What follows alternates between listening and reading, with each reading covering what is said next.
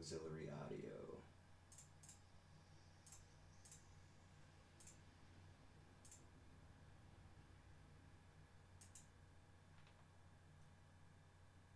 Hello. Oh. Yo, yo, yo.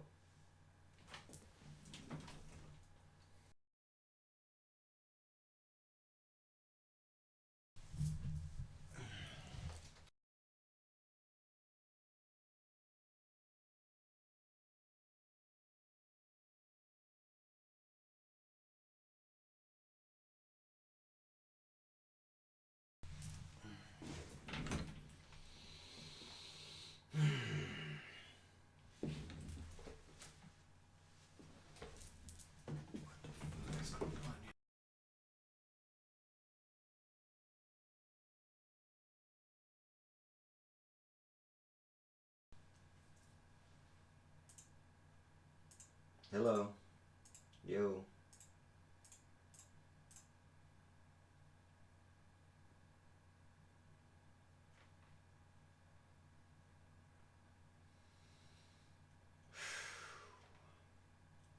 Fucking Christ. Hello?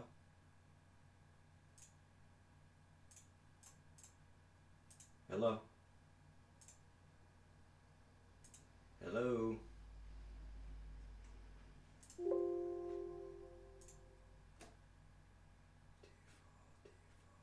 Hello?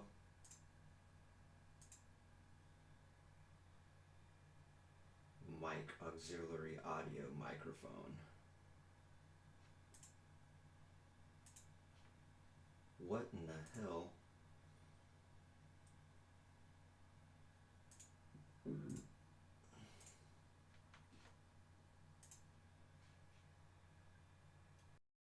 Hello?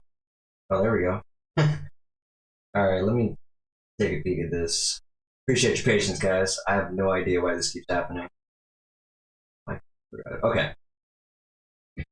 All right. So yeah, appreciate your patience on that. For some reason, my computer keeps crashing, and when it does that, it resets the audio settings, which is pretty frustrating. So I think we got it. Appreciate the patience on that. Let me know if there's something going on. I've been having some huge issues, technical difficulties. It seems like the technical difficulties never end. But Restream is also throwing some new curveballs at me, and so I wanted to make sure. Matter of fact, I'm going to check that right now. Seems to be okay. Okay.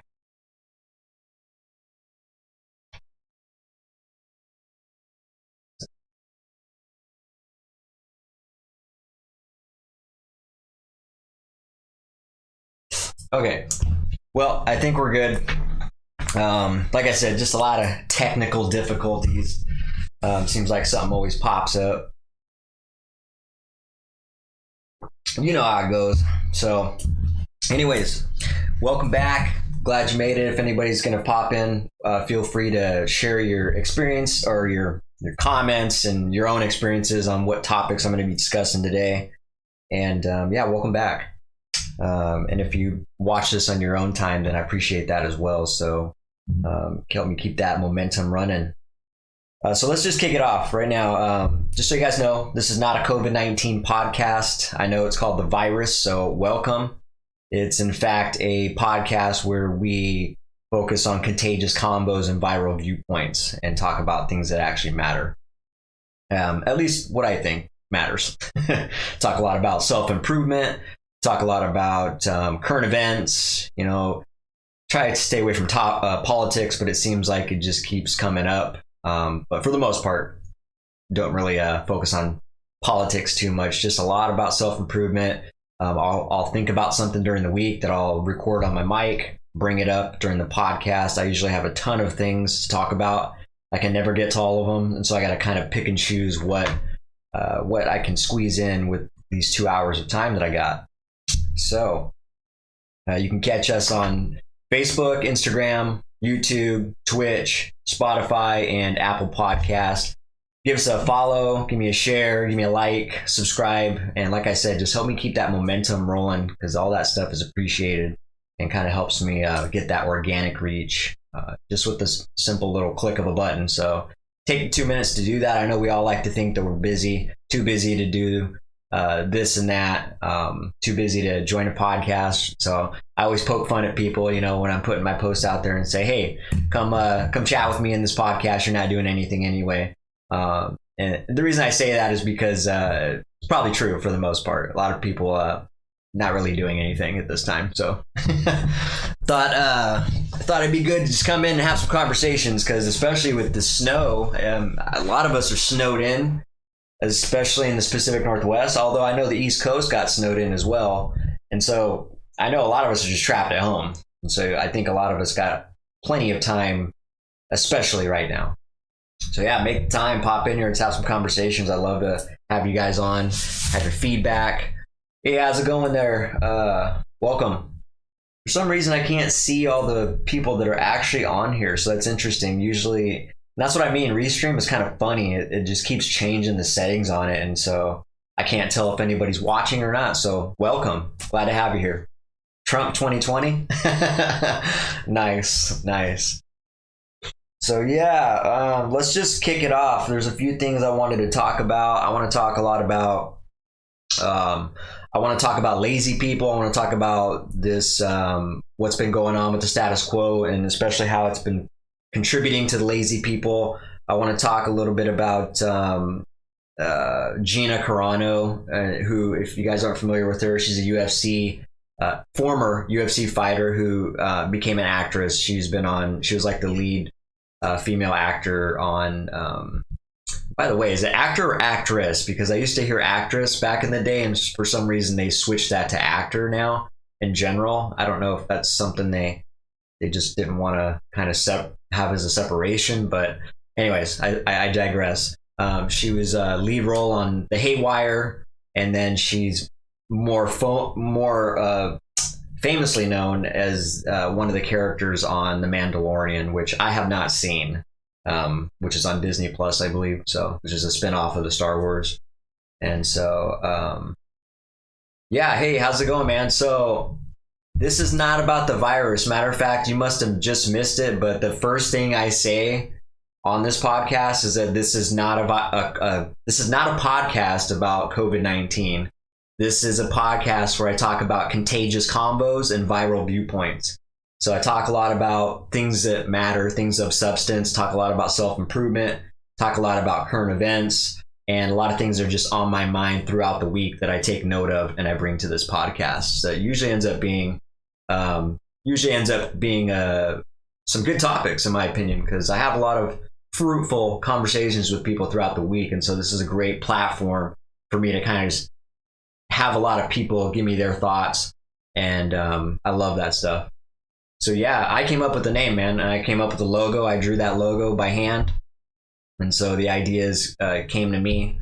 A lot of my business ideas, I draw all the logos for the bands, me and my daughter's podcast, the business I own. I drew my logo and digitized all that stuff. So I try to keep a lot of my stuff that I'm capable of doing with myself. So, but yeah, I'm hopefully you like the name.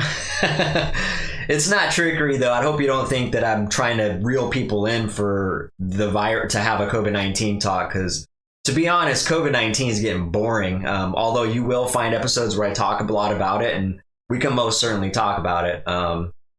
It's not something that I'm kind of bored of it, to be honest, and I'm tired of it. I'm over it, and I'm ready to get back to normal. I'm not a type, and just so you know, let me just give you a little history of where I'm at with this since we're talking about COVID-19 right now.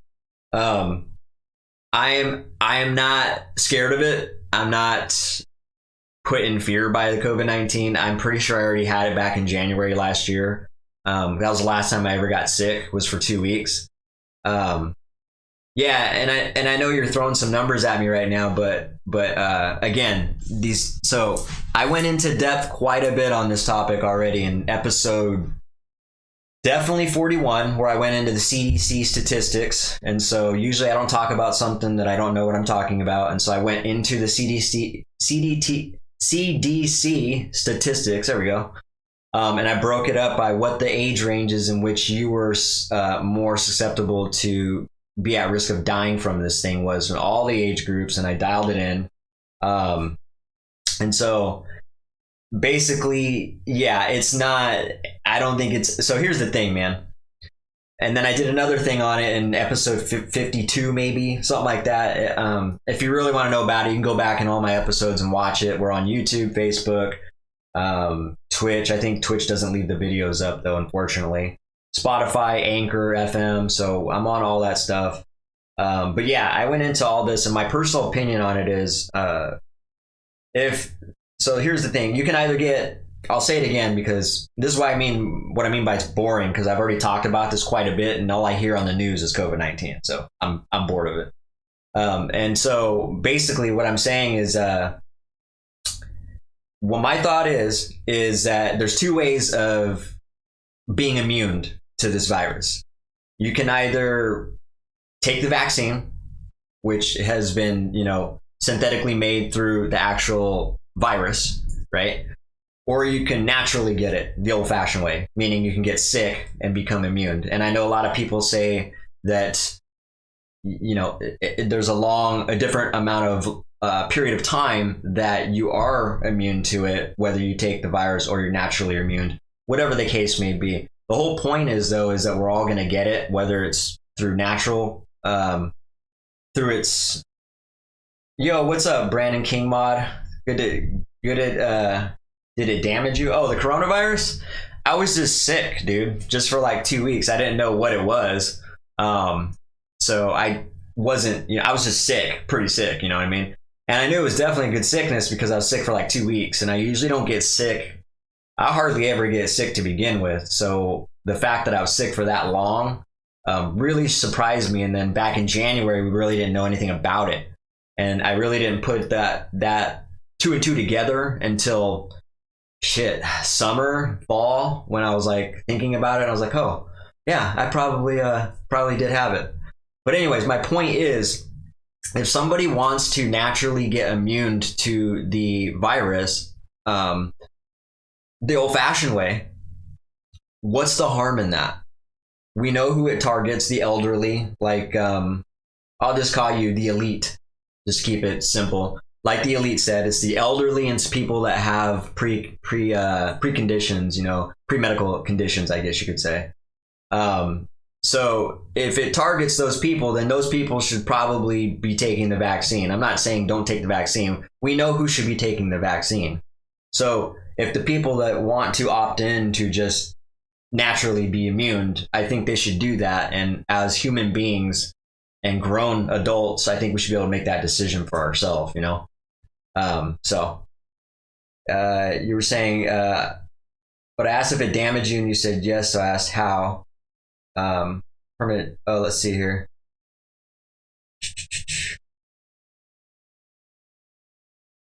Yeah. So are you talking about, trying to catch up with you two here? Are you talking about if it damaged me or what? Because I don't feel damaged at all. I feel 100%. I'm pretty damn healthy. Oh, gotcha. Okay. Yeah, but just to answer your question, it didn't damage me, dude. Like I'm pretty solid. I'm very healthy. I haven't like ate meat or any animal products in over 5 years. I exercise. I do things that keep me healthy. So I would say that I'm not in that percentile that is susceptible to being, that is at a very high risk of death for this virus. So I'm good, man. And I'm not scared of it, more importantly. So I'm okay. Even if I was exposed to it again, I'm not really scared. Here's the thing, man. I'm not living my life in fear. I never have in particularly the last 5 years. I've done that prior. The first 32 years of my life, I made decisions. I was reactive on fear rather than being proactive. And not only that, my reaction was different to fear. So nowadays, the way I tackle fear is that I go head on into it. I have never ran from fear, and this is how I've actually been progressing in all these businesses that I've been running this whole time. So anything that comes up that's a fear or tries to project fear at me, I just barrel through that shit like a brick wall. Like it doesn't stop me. I don't care if it's COVID-19. I don't care if it's a death in my family. I don't care if it's someone that's trying to prevent me from doing my business. I don't care. Like even when COVID first hit the scene, all the contractors in my industry went into retreat, and guess what I did? I expanded into that contraction and I tripled down on my marketing. And guess what else happened? My business really, it is almost tripled in revenue last year, just in that 1 year, because I decided to make some decisions and move forward instead of going to retreat and be scared. So yeah, I don't treat anything with, I don't treat that fear. I'm not saying I'm not scared. I'm saying the difference between how I react to fear now and the way I did the first 30 years of my life has been completely dramatically changed, and has dramatically changed my life and the outcome of the way it goes now. So, but yeah, so just let me know. Yeah, it's real. Yeah, I know. If you're saying, I'm not saying that, it's not real. I mean, I'm not saying it's not real. I'm saying it's very real, and I'm saying it's a very small percentage that it's going to kill you. I know you're hearing a bunch of numbers out there, but these are just numbers that need to be peer reviewed by people, and I don't believe a ton of numbers that are being thrown out there. I've heard, all kinds of numbers that have, been thrown out there. And then, death in the family is a pretty big deal. But what I'm saying about that is that you shouldn't let that control your life. You definitely should grieve. We're human beings. I get that. We should have a moment of grieving. But I have this conversation with my 8-year-old daughter all the time. I talk to her about death quite a bit. I talk to her about the day I'm going to die. This is not an easy conversation to have with people, especially an 8-year-old child. But I make it very clear to her because I want her to value the time that we have. And more importantly, I don't want my death to paralyze her for years after I'm dead. You see what I'm saying here? So I do not want it to take a hold of her life. I understand it's a very traumatic thing, and it happens, and it's going to happen, and so you need to prepare for that. But you shouldn't let these things control your life, whether it's COVID-19, and I use the death in the family as an example. All these, it could be anything. In last episode, I talked about good intentions. It's real relative to this. I talked about good intentions, and I talked about actually executing on things in your life. It's the process in between that really I'm interested in. I don't give a shit about people's good intentions. Everybody has them for the most part. Everybody likes to do something. They want to do something, but to get from here to actually taking action and doing something, that process in between is what I like. And that's what gets my attention. And that's what proves to me what kind of human being you actually are, because you're going to hit barriers like what we're talking about, death in the family, financial situation, stress. I talked about this in the last episode, so I'm not going to dive too much into it because you can go back and watch it. But that's what's important, all right? How you deal with these things that come up. You know what I mean? Yeah, you don't agree with all my opinions, and that's cool, man. That's perfectly fine. That's the type of human being that I am, is that I respect your opinion, even if you don't agree with me. So that's perfectly fine. There's not a lot of people that agree with me, but there's also not a lot of people that are doing what I'm doing. And so I've been on the other side of, having a completely different mindset. And the mindset I have now has propelled me in better directions. I'm not going to say successful, because I hate that term now. It's like this golden promised land, this word successful that everybody idolizes and really puts on a pedestal. So I'm not going to say that. How's it going, Jim? Good to have you, man. It's been a while since you've been on the podcast, so welcome back. But yeah, no, I respect your opinion, man. It's not, and thanks for that, dude. I'm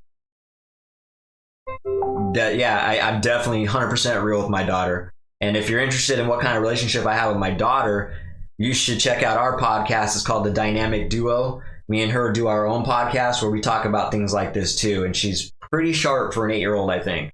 I'm not just saying that because she's my daughter. She's pretty smart, and she absorbs a lot of these things. So she pays attention pretty good. But anyways, let's see how.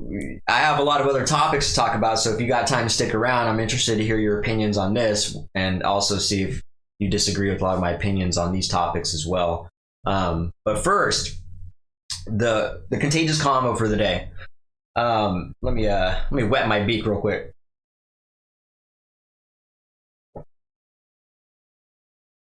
Already getting dry mouth. All right. So the contagious combo for today is going to be about lazy people. This has been on my mind this week quite a bit. And what I mean by that is there's a few different layers to this. And trust me, we all have a little bit of lazy in us that we're fighting against. At least maybe I'm speaking for myself. Like I consider myself to be a pretty motivated individual, and I get a lot of shit done in just one day. But I still have that part of my mind that seeks out the comfort zone, the normal. I crave the normal, mediocre part, and just naturally, I hate it. I hate that part about my brain now. But I recognize it, and I go against the grain rather than kind of going with it. So lazy people, yeah, ADHD, and I'm sure there's all kinds of depression. You can go down the list of all these mental disorders that play a big role in lazy people. But here's where I'm going with it.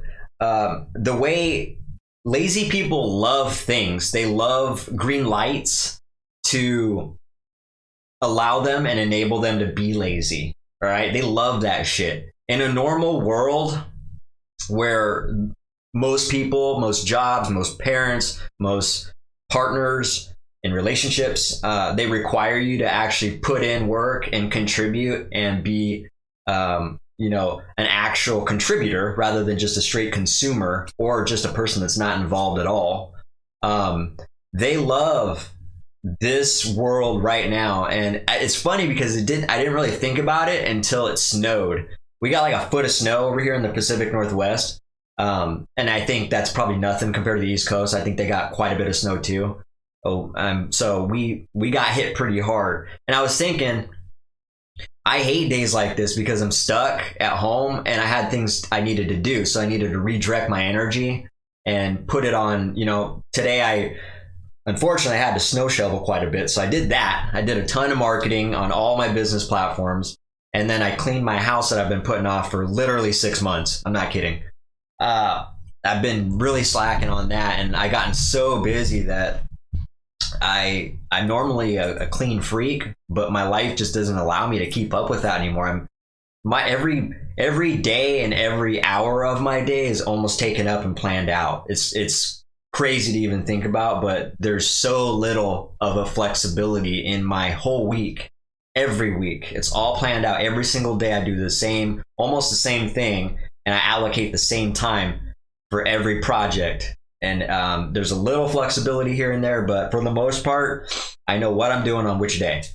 So I thought about this because I was thinking, man, all the people that love to be fucking lazy love the snow because they're getting a green light to do nothing. Like, well, can't go anywhere, can't do anything, just gonna stay at home and do nothing. Or play games or beat off all day or wherever they do, YouTube, surf, whatever their thing is. So they love that. And then furthermore, they really love this pandemic. They love government handouts, meaning the stimulus. They love the unemployment, which is a government handout.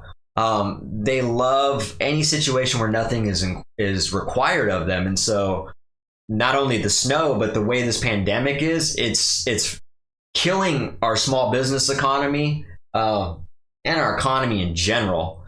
They're basically encouraging people to stay at home and do nothing when they're getting $600 a week paycheck. There's no incentive to go back to work. You know what I mean? When they're getting that type of check, which by the way, if you're able to live off $600 a week, you have not a lot of bills and you have not got much going on. So you should probably, my regular living expenses is like $5,000 a month. So I have to work. And that's not even anything that's excessive or extravagant in my life. That's just basic rent, gas, bills, just regular bills.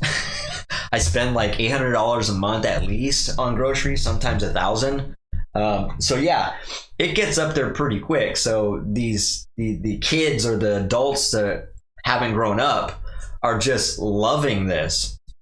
They are just loving this atmosphere right now, and it's encouraged. It's incentivized to stay in this status right now, and that's pretty frustrating for me. And I hear it because I network with a lot of business owners in my industry, and I know exactly what's going on. And they're doing, fortunately I have a good group of employees that work for me, and they're go-getters for the most part. I got a good group of guys, and it's never always been like that. I've went through 30 plus employees to find some good ones, but the way it is now, and talking to other contractors and other business owners, they're dealing with this right now where it's hard to find the good help because people don't want to work. They're getting unemployment. So yeah, it's just frustrating to see that being lazy is being completely encouraged. And I hope to God, that's why I'm also tired of the COVID-19. Like I was telling you, Elite, it's I'm ready to get back to normal, man. You were saying you had to be homeless for over a year. Those handouts saved your life. Yeah, man. And I get it. There's a time in people's life where maybe those handouts are necessary. Like everybody has a moment like that in their life. Maybe, I can think of some moments where I was completely at rock bottom and down and out, but you should use these moments as a wake-up call. You should never. I do. If I was homeless and I was getting handouts, to me that would be a wake-up call, because I've had, I've never been homeless, but I've been broke. I've been poor many years. That's been a wake-up call to me, to tell myself, like, what do I need to do to make sure that I'm never in this position ever again? And then get a plan. And if that means writing it down on a piece of paper, do it. Like, it takes discipline to not be in those type of positions, man. And no disrespect to you, like I get it, because I like I said, I've had some poor moments like that. I don't think anybody should ever be homeless. But I also think everybody has the capability of being better than they think they are. I think a lot of people are coming up short on themselves, and they're leaving a lot on the table, and they're not putting in as much effort as they think that they are, or that they know they can. In the back of their mind, a lot of people know that they can do better, do more, and put in more effort, but they don't, because they are scared of that hard work. Not saying that's what the case was for you. And you were saying your mom died when you were 13, and my dad did a lot of drugs as a way to cope. Yeah, man. And it sounds like you really had a shitty point in your life with that. And I'm sorry that your mom passed away. My condolences to you. And I'm sorry that your dad was on drugs, man. I totally get that. There's people that have been on drugs in my life. I've been on drugs at a point in my life. So I get it. And those were some of the low moments of my life, is when I was, chemically dependent on drugs and alcohol. But I got out of it. I 360 my life. It says, like you said, you got out as soon as you were 18. So that was a good step. But for guys like us, I came from that type of background too. My mom, although only I've had a couple family members die, not at a young age, but I've definitely have had 8 different close friends and family members die now, and I'm 38. So I can definitely relate to you about death. I get it, and that's also why I have those conversations with my daughter, because I don't want her to be paralyzed by that stuff.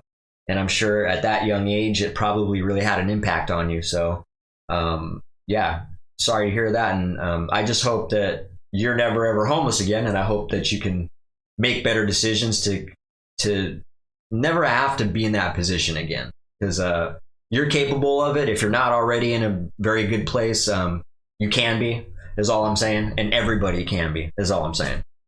But yeah, I'm just kind of tired of I'm not giving lazy people a break though, man, because that's exactly what I said. Everybody's capable of doing more, and they just need to realize that and take some fucking action and do exactly what I said. Take that good intention that most people have, and put that into action and go through those hard times, the ups and downs, hit those barriers, punch through them. Just keep that momentum rolling instead of hitting a wall and stopping, because that's what the type of people like me pay attention to. When I see you hit a problem that you can't solve or that you don't know the answer to, and then they either quit or are just stagnant, which is a form of quitting. That's what really shows what kind of person you are at that time in your life. Not saying a person can't change, but that should be a wake-up call to that person as well when they hit those barriers like that, you know. But anyways, so yeah, I really can't wait until the economy gets back to normal and people get back to work and people are actually incentivized to get their lives better. Yeah, Jim, you guys got 6 inches over there? Dude, yeah, it's funny because I thought you guys would have more snow than us. We got 6 to 8 inches last night, and then, or excuse me, the night before. Yeah, the day before, I'm sorry. The day before, we got about 6 to 8 inches, and then overnight, we got another 6 inches or so. So we're definitely a foot plus over here. My hands are all sore because I haven't really worked my hands out that much, and so I've just been snow shoveling. I snow shoveled my driveway once, and then another 6 or 8 inches came last night, and so I got back out there and shoveled it again, and it's probably going to snow again. But I just wanted to stay on top of it because I didn't want to have to shovel 1.5 feet of snow all at once. And plus, if it rains, I was worried about that. If it rains on top of the snow, it just makes it so much harder to snow shovel. So I was like, just trying to stay on top of it. Hopefully I thought that out pretty well. But anyways, let's move on out over here. So you had 2 inches every 24 hours for the last 3 days. Okay, yeah, that's not too bad. Seems like we definitely got hit harder than you guys. Right on. So let's see here. Let's see. Treatment in German. Okay. Let's move on to this next topic here. Got notifications coming here.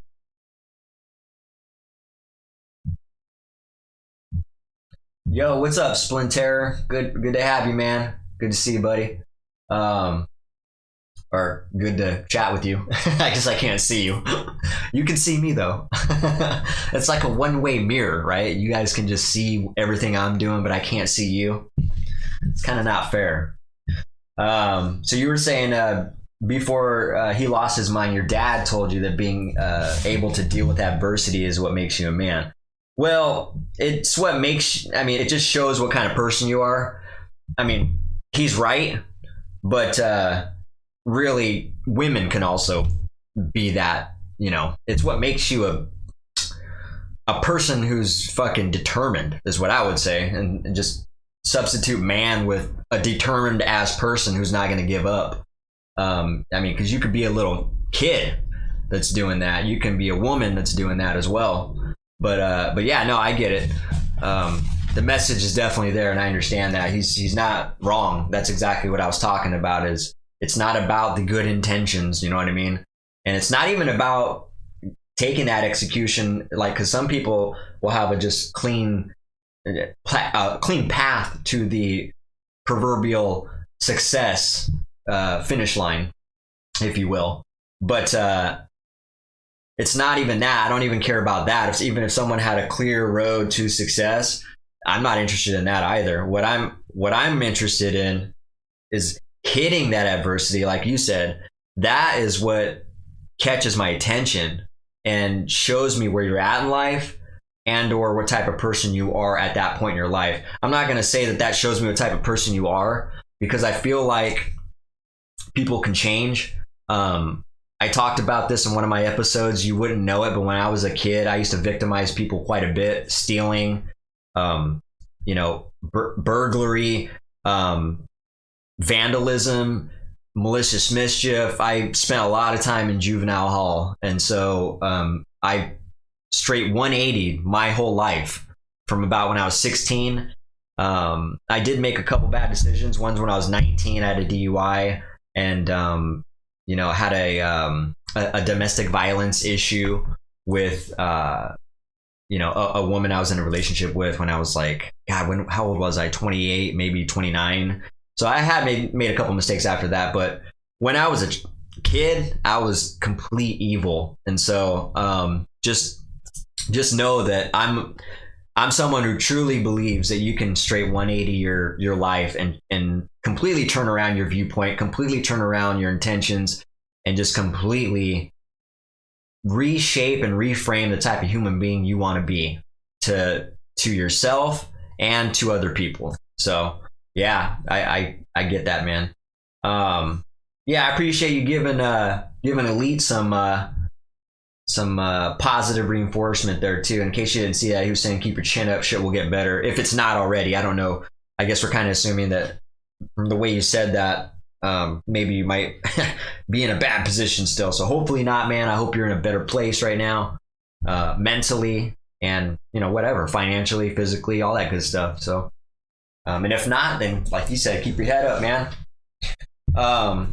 Let's move into this topic. I didn't look too much into it, but what I did look a little, I dove into it a little bit. So again, I mentioned that I was going to talk about Gina Carano a little bit. For those of you that don't know, Gina Carano is a former UFC fighter who was also, when she quit the UFC, she ended up being an actor. And she was the lead role on Haywire, the movie, and she's also been one of the key characters in The Mandalorian, which is on the Disney, which is a spinoff of the Star Wars trilogy, which I have not seen. But it looks pretty good, and I like sci-fi. I like all sci-fi. I'm not like a Star Wars nerd or anything, but I definitely just like all sci-fi movies in general, from Alien to whatever, Star Wars, Star Trek. Like I just like a lot of sci-fi. So anyways, I digress. She recently, I noticed, because I have been following her on Instagram, and by the way, she was a hell of a UFC fighter, because I used to watch some of her old UFC clips. She was a top performer, straight up. She was one of the key dominant UFC fighters, and she's got kind of a thick build too, like a masculine build, I would say. So she had a good way of she had a physical advantage, I would say. Yeah, so if you've seen The Mandalorian, you know who I'm talking about. The female chick in there is Gina Carano. So anyways, she has been kicked off the show. She has been canceled.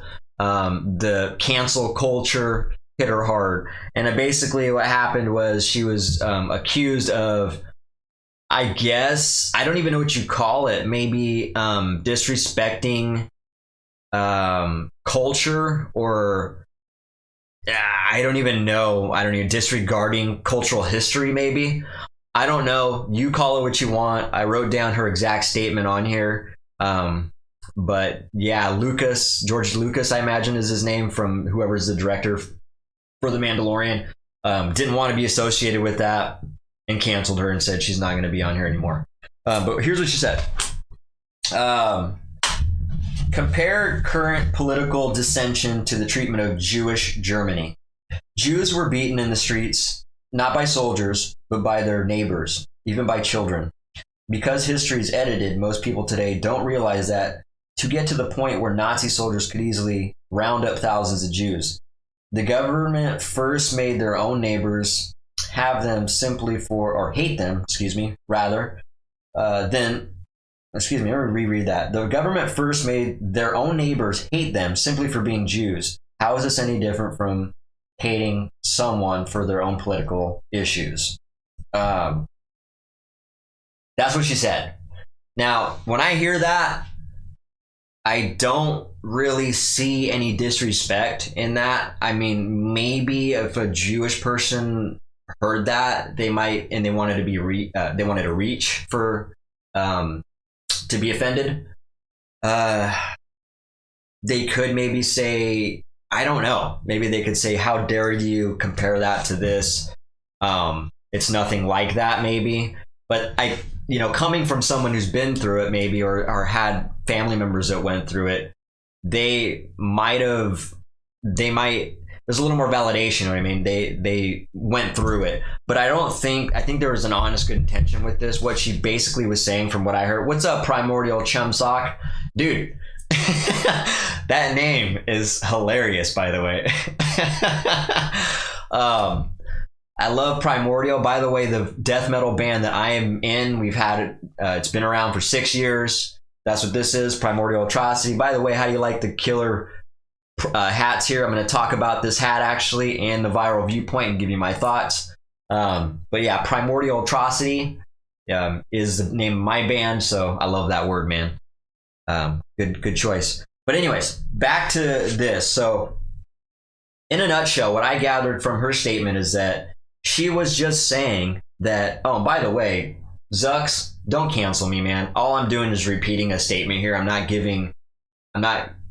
saying anything out of context here. I'm not making this my own opinion. I'm making my own opinion now as far as how I'm interpreting it. But yeah, don't cancel me, man. Let's see if Zucks doesn't cancel me. I mean, Facebook has definitely gotten real anal with the PC and the censorship. It's pretty ridiculous. It's getting petty right now.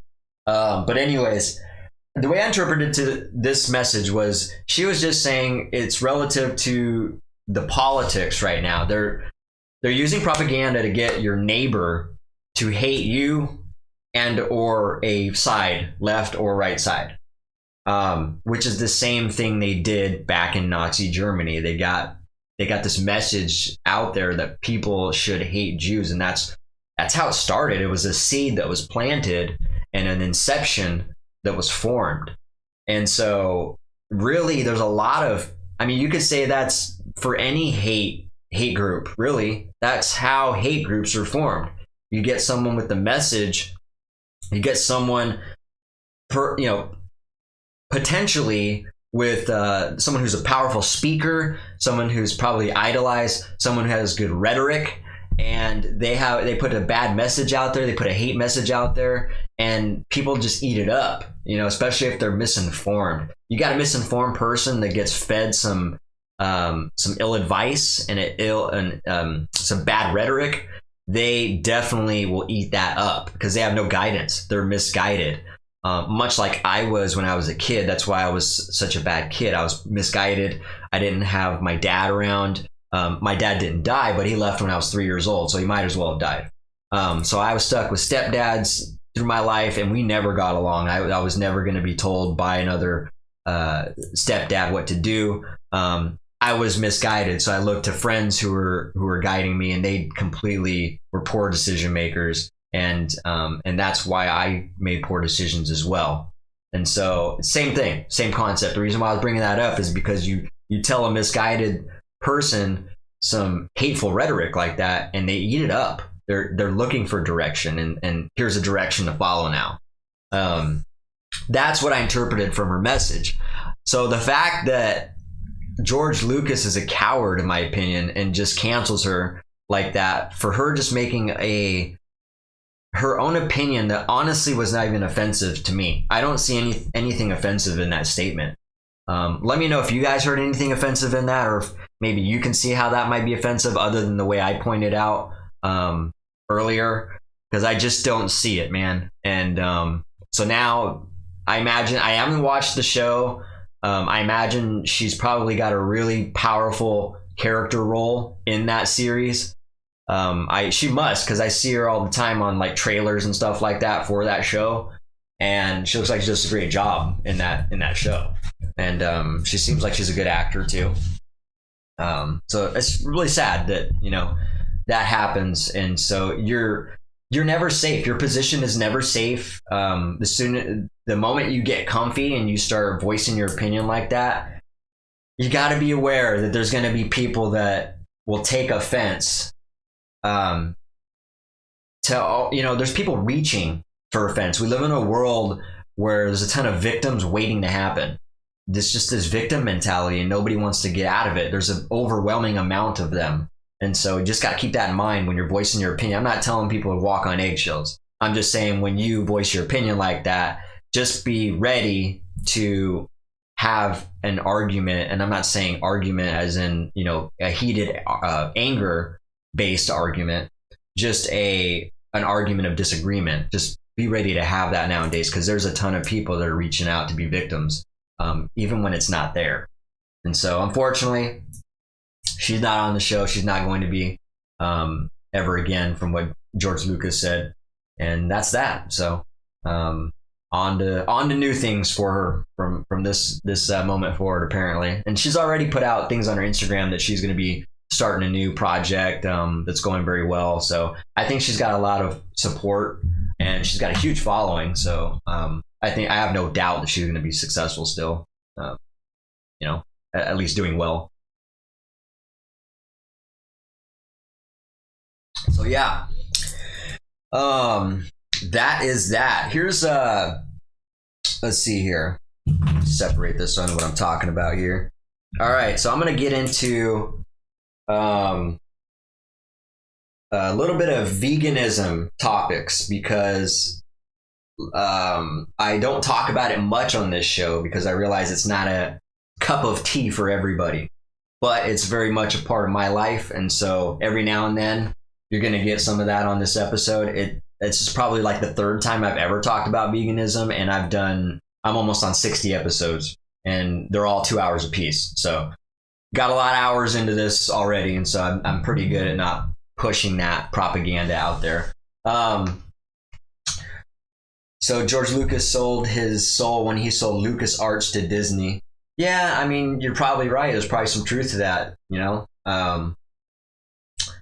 anytime you sell out like that, when you sell your vision, your craft, your ideas to another company, then there's a potential that you are selling out. Money can pull you away from your passion if you let it. And unfortunately, that's probably what happened.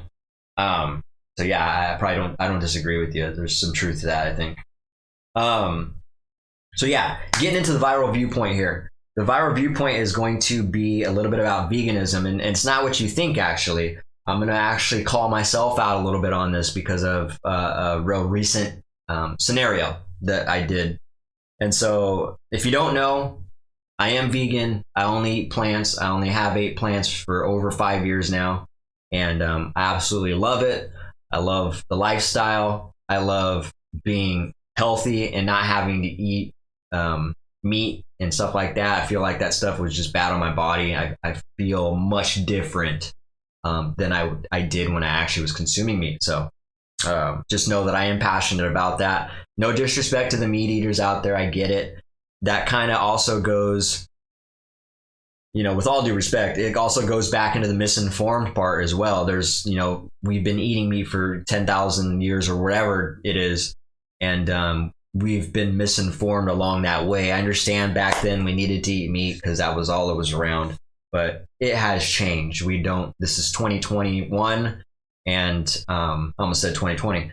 This is 2021 and we don't need to. So me personally, I don't think if you don't need to murder an animal to satisfy your taste buds, then why do it? You know what I mean?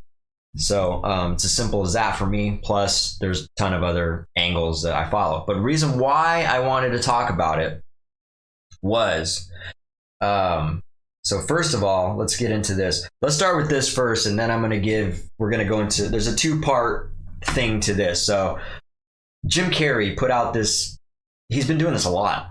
On his Instagram, he's been putting out this propaganda about canned hunting. And if you don't know what canned hunting is, it's basically trophy hunting and just hunting for accolades and, prizes and stuff like that, to have taxidermied animals or whatever, to get a cash prize for a certain animal that you killed.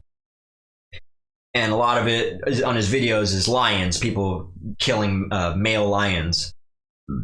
And I put a comment on there, and it was like pretty long. I can't remember exactly what I said, but it was something to the effect of, although can hunting is completely bad and disrespectful, can we all agree that just regular hunting is also just as bad as can hunting? I don't know why there's a separation. The reason why I was saying this is because I just want people's thoughts. I'm not having these conversations to argue with people and get into a heated debate. I'm just legitimately curious as to people's thought process and how they justify things, because that's the next part of what I'm going to talk about. And you'll understand, it'll make more sense when I get into it here. But I was just curious about people, how they justify that. And a lot of people on there were, a lot of hunters commented on there and said, I hunt for a living to feed my family. There's a difference between that. And so let me back up. After I left this comment and I said, can we all just agree that there's no separation between can hunting and regular hunting? Murder is murder, especially when we don't need to eat meat in 2021. I'm interested in your guys' thoughts. And I'm assuming it got deleted, because usually when I make a comment like that, there's a ton of people that that reply to that and give their 2 cents. Some good, some bad, some ignorant. But I didn't hear anything. And so I was looking for the message and I didn't see it on there. So that's a cowardly move too. I don't know if Jim Carrey runs his own social media, or if he has people do it. I imagine he does. But I don't understand why he would do that. Like a good conversation is a good conversation. So avoiding something like that is kind of cowardly, in my opinion. And I like Jim Carrey, so it's too bad that we couldn't actually entertain that conversation. But anyways, there's people on there commenting, I hunt to feed my family. They said that. They also said, I keep the population down by hunting. There's a few different reasons that they were justifying why hunting is different than can hunting, and why the hunting they do is tolerable and noble in some instances. And the reason why I'm bringing that up is because you can justify any bad decision by just reframing your position on the topic. Literally anything you want. You can, and those are great examples like that right there.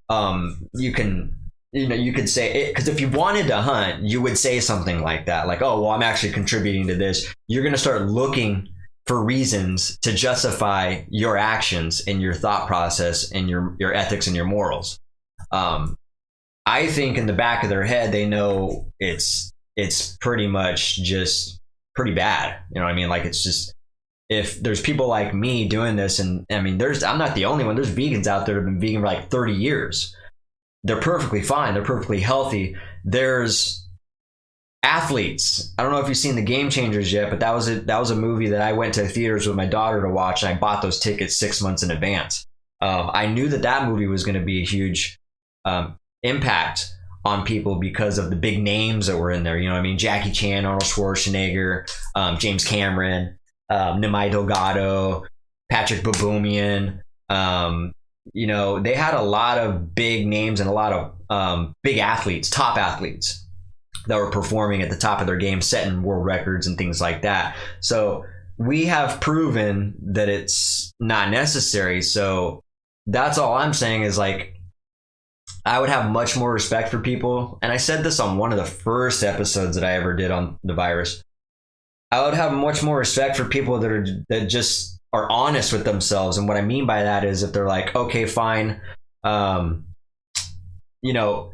it's probably wrong to kill, but I want to do it. It tastes good to me and I like it. I have much more respect for that than the people that justify and make all these stupid excuses as to why they're still hunting and whatever. Eating meat is obviously one thing, but hunting is another thing.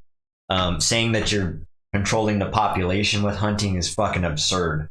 We don't need humans to control the population. They're gonna control them. Here's the thing. You got animal agriculture farms that are just overly populated, and they're sitting there at the rate in which they are having these cows and these animals reproduce by forced sex and forced insemination, which is really rape, is fucking crazy to me. And so that type of behavior has been normalized, which is pretty fucking crazy to me as well. And those are things I never even looked into prior to being vegan. I just tried. By the way, I just tried it just to see if I'd like it. And I did like it. And then I tried to eat a meal, like a 2 pork chop with an egg on rice meal after that. And I absolutely hated it. It completely changed me and my taste buds. And then after that, I could never picture myself eating it again. And then I started educating myself on it. I didn't know anything about it. I didn't know anything about health, anything about the moral aspect of it for animals, the environmental aspect of it. None of that. That all came after I became vegan. So it's kind of, I went backwards into it, if you will. But anyways, the reason why I'm talking about that is because you can justify any bad decision by just reframing your thought process on it. And so it's really it is such a black and white issue, but people cloud it and use smoke and mirrors by justifying these silly viewpoints on why they take these actions. If someone just flat out would say, which I have a couple friends that do that, and I completely respect that more than anything, because they're like, yeah, I just like the taste. I understand it's shitty.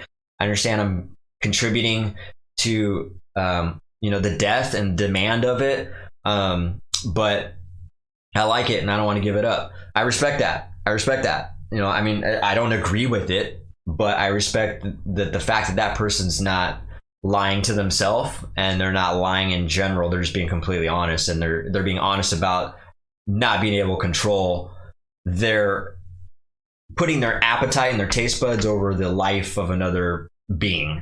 All right. That's really what it is. You know what I mean? The people that are still eating meat are doing it just because they like the taste of it. We know you don't need to eat meat. We know this. By the way, if you're curious what you're going to eat, if you ever went vegan, follow me on my Facebook, follow my Instagram. I always cook dinner and I always put pictures of it. Everybody that sees, all the non-vegans that see my plates and dishes, they're like, dude, that looks good. That looks great. I would eat that. All of them say that. There has not been one bad comment about all my dishes in the last 5 years. All right. And I've joked about opening up a small restaurant and things like that. So it's definitely a thing that can be accomplished. So let's move on into this next part, though, because I don't want to get too carried away with that. The reason why I wanted to talk about the justifying part of it first was because I actually wanted to call myself out on this. And the reason why I talked about the justifying part of it more specifically was because I'm ashamed of my own action just recently. All right. Here's what I mean by that. So as a 5-year vegan, there was things I did in my later on, like, in year 3, where I started getting educated on the consumer of, the exploitation of animals, meaning, leather, wool and fur and things like that, things that are harvested from animals, from them dying, or even harvesting it from them when they're alive, like fur and wool. I thought that was completely cruel and I hated it, and I didn't want to be a part of that. And then I had this contradiction where I was having a hard time making decisions on, like, for instance, I had a wool coat and I had some leather shoes that I had bought before I was vegan. Now, I thought about throwing them away because I didn't want to be a part of it, I guess, or associated with it. But then I overthought it, and I was thinking, well, that wouldn't make sense to throw it away, because now the animal's death was really in vain. Not only did he die for no reason, but he's really dying for no reason, because I'm not even ever going to wear it. I'm just tossing it away. And so I kept I kept the coat and I kept the shoes. What's funny is I never wear it. I ended up buying some, what do you call that? Synthetic leather, which is not real leather. It's man-made leather. I ended up buying some real nice shoes, a couple of them, brown ones, black ones that are man-made. And I ended up, you can find a substitute for everything nowadays, from food to actual products as well. And so I have. But recently I am ashamed of myself because I made a decision where I went against my morals and I went against my ethics with that statement that I just made as far as the exploitation of animals, right? Although I said I didn't want to be a part of that, I went against my own beliefs, and I bought these hats right here. I'm wearing one of them right now for the band. And I looked into this band a while back, or excuse me, I looked into this brand that puts out these hats a while back and was asking them what they made their hats out of, because I didn't want to purchase anything that was made from animals. They informed me that the label was in fact leather, all right? And so I opted not to purchase the hats. But as you can see, I ended up purchasing the hats, and I feel pretty guilty about it. And I feel like a fucking poser for it.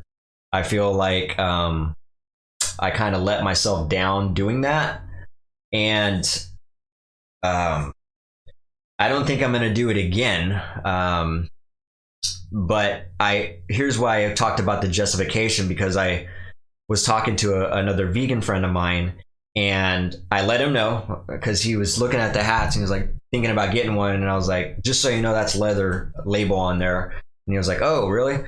And I was like, yeah, man, I just couldn't get the quality. You know, I'm sitting here justifying in myself why I bought the hats. And I said things like, yeah, you know, you just can't get that quality with an embroidery. It looks like shit no matter how good the embroidery is.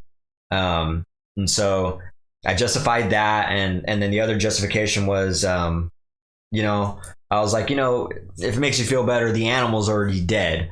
And I went on further to say that, you know, our work and our message needs to come before the animal's actually killed, not the consumer part of it.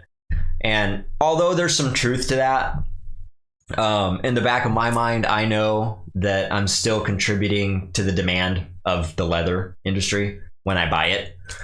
And so I let myself down when I did that, and I justified it by saying that.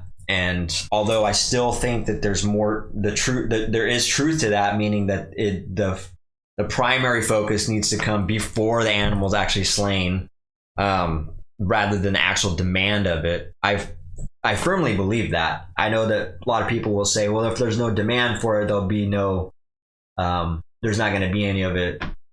The killing will stop. I understand that, but I don't think that that's the primary target, is the end consumer. All right. I think it needs to come before that. It needs to go deeper into like kind of the topics I was talking about, is, you know, we don't need to do that. We don't need to do this. I'm sure there's some kind of, I haven't found it. There's got to be a company out there that uses synthetic leather for patches like this as well. So hopefully I can find them for the next run of hats. But the reason why I'm talking about that is because I feel guilty. I feel like a fucking poser. I feel like I went against my own morals and my ethics, and I made a bad decision. And so there's no way around it. Like, I'm just calling myself out, and I'm not sugarcoating it, and I'm being honest. So I'm also being honest about analyzing how I tried justifying it. I'm really interested in people and their thought process, and that I am no exception. I'm also interested in how I think about things, how I justify things, how I make decisions, why I make decisions, why I don't make decisions. So not only do I analyze people, but I'm in that analyzation. I'm in that autopsy as well, right? I don't judge people. I don't judge people without giving them the benefit of the doubt. My judging doesn't stop.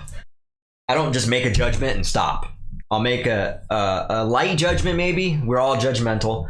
I'll make my own judgment, but I'll always be interested in this person proving me wrong, or just hearing their thought process on what I think my judgment is of that person, if that makes sense. So, but anyways, that's kind of, that's my vegan talk, all right? So, let's move on down and let me know your thoughts too. What do you think about me? If I'm silly on some of this stuff, if I'm not making any sense, if you checked out and your eyes glazed over and you're not even here anymore. Let me know if you got any input on all that. Give me a second.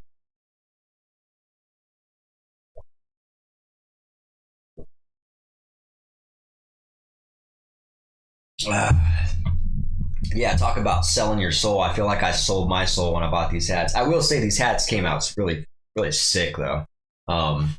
So yeah, as bad as I feel about it, like I said, it looks really nice, and that's what made it hard for me to purchase an embroidered hat because it's just I know how shitty they look, and so I just wanted some top quality stuff. But hopefully, I can make that better decision and find a company that's real similar to this one, and they can put out a a man-made leather badge on the hat. That'd be really cool. All right, let's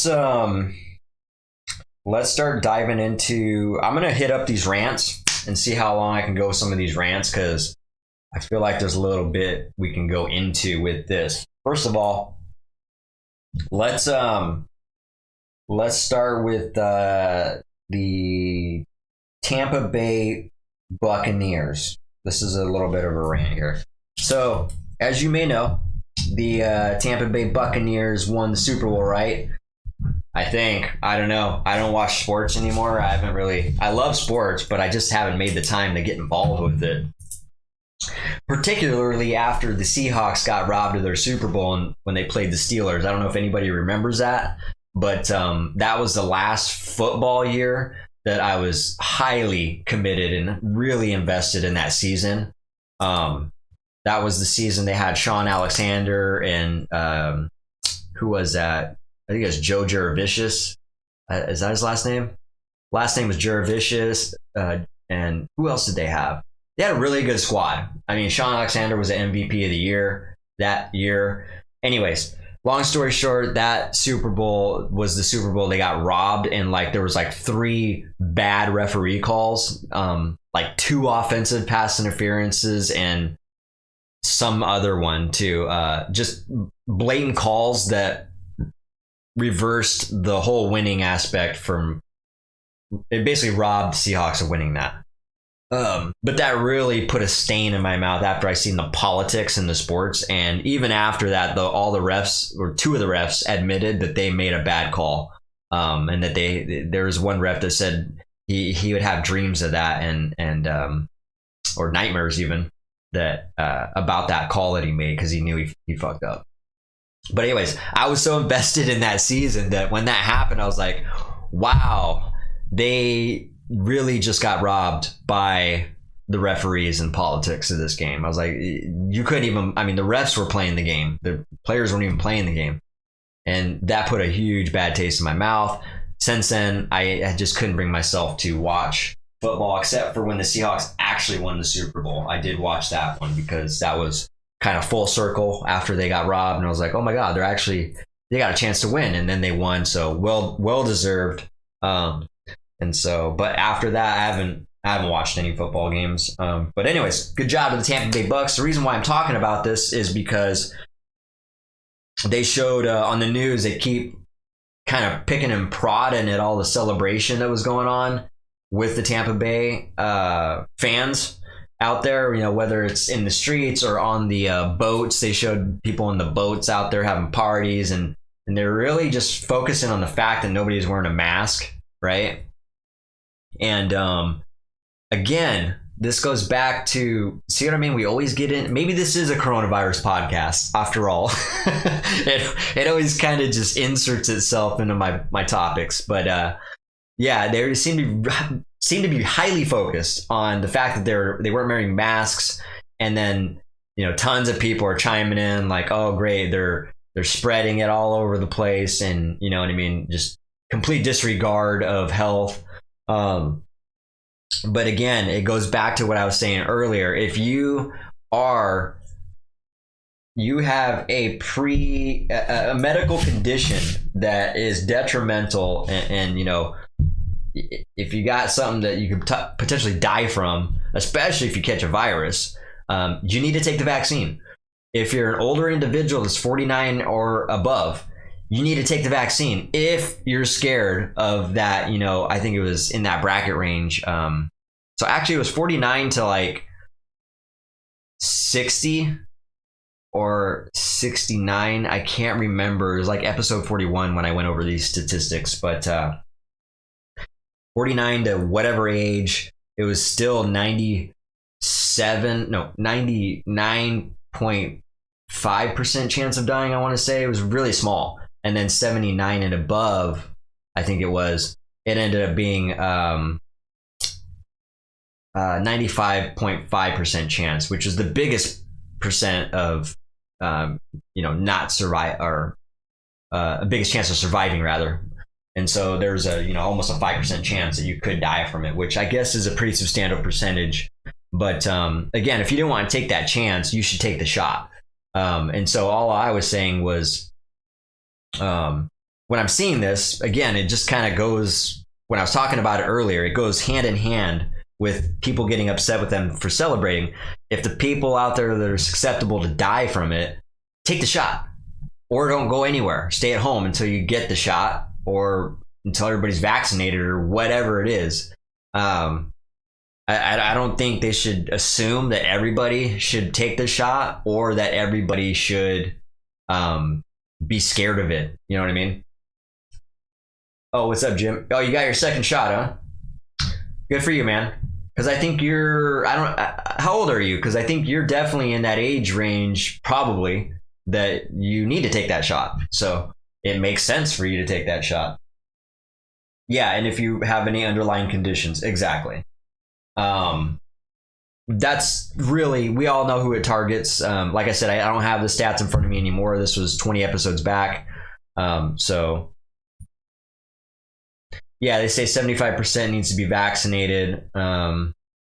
Again, vaccinated could mean vaccinated with the vaccine, or has caught the COVID virus too.